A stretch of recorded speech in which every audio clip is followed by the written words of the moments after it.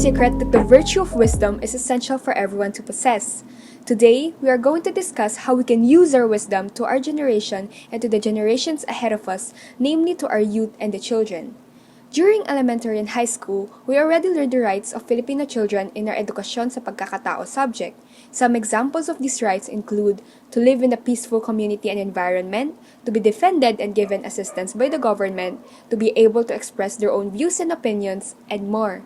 In this speech, we are going to analyze whether or not these rights are met in our current administration.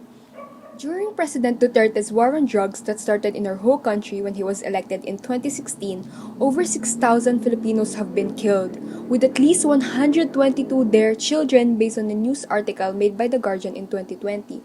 Many of those victims are from the urban poor, and in most of those killings, the Philippine National Police are responsible. According to the same article, it is highly unlikely that only 122 youth have been killed during the drug war, as it is possible that there are more cases where the relatives of the victims are often threatened by the police to not report the incidents. A known example of the killings is Kian de los Santos' distressing death in 2017. The 17-year-old was dragged, forced to kneel, and eventually shot and killed by the police during an anti-drug operation. His death was one of the most high-profile deaths during the drug war, as his incident was all captured on film. The police claimed that Kian resisted arrest, but the CCTV footage proved otherwise. In 2018, Sean Christian Martinez was killed during an alleged police encounter here in Dasmariñas, Cavite. In Negros Oriental 2016, 4-year-old Althea Barbon died from gunshot wounds or ligaw na bala during a bypass operation against her father. In one case, a 7-year-old boy was killed because he witnessed a murder of another adult. Furthermore, the children of adults killed during the drug war were also heavily affected. In a report named Our Happy Family is Gone, Human Rights Watch stated that the youth relatives of victims suffer from psychological distress and trauma. The children experience bullying due to the stigma of alleged drug use by the now deceased parent or guardian, and they experience economic hardship as well, as most of the victims of the drug war were breadwinners from poor families. Due to increased poverty and incidents of bullying, children of victims have stopped going to school. They have no choice but to work at a young age, end up living in the streets, and expose themselves to more danger and criminal activity.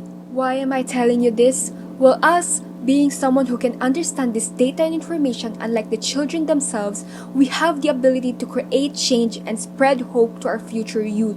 Children shouldn't live in a world where their loved ones are killed in front of their eyes. They shouldn't live in a place where they are killed without remorse. Children shouldn't live being scared and in danger in their own country, where they are victims of circumstances yet they are the ones accountable for the actions of adults. We need to use our wisdom to protect and nourish the children. They are the future of our world, and from OMCT's report, How Could They Do This to My Child? The children, particularly poor children, are the most vulnerable members of our society.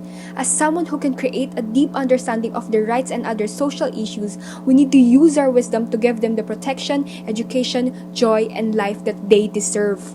Rodrigo Duterte's term might be ending in the next months, but all the lives slain during his time are irreversible.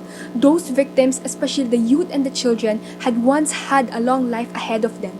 Since I am still a minor, a child, and won't yet be able to vote in this year's election, I urge the people who can now vote to use good judgment in choosing the right leaders and vote with careful yet enough wisdom. Use their wisdom in choosing the leader that would build parenting programs, create child-sensitive justice and social welfare systems, who would protect children from harm and danger, and who would amplify the voices of the youth. Our country needs leaders who would push the people responsible for the deaths to be accountable for their actions, who would protect and give justice to the victims and the witnesses, and who would create a platform for truth. We have the ability to use our wisdom in understanding and realizing all the issues happening in our society. We need to use this wisdom to make this country better, for our future and for our children's future.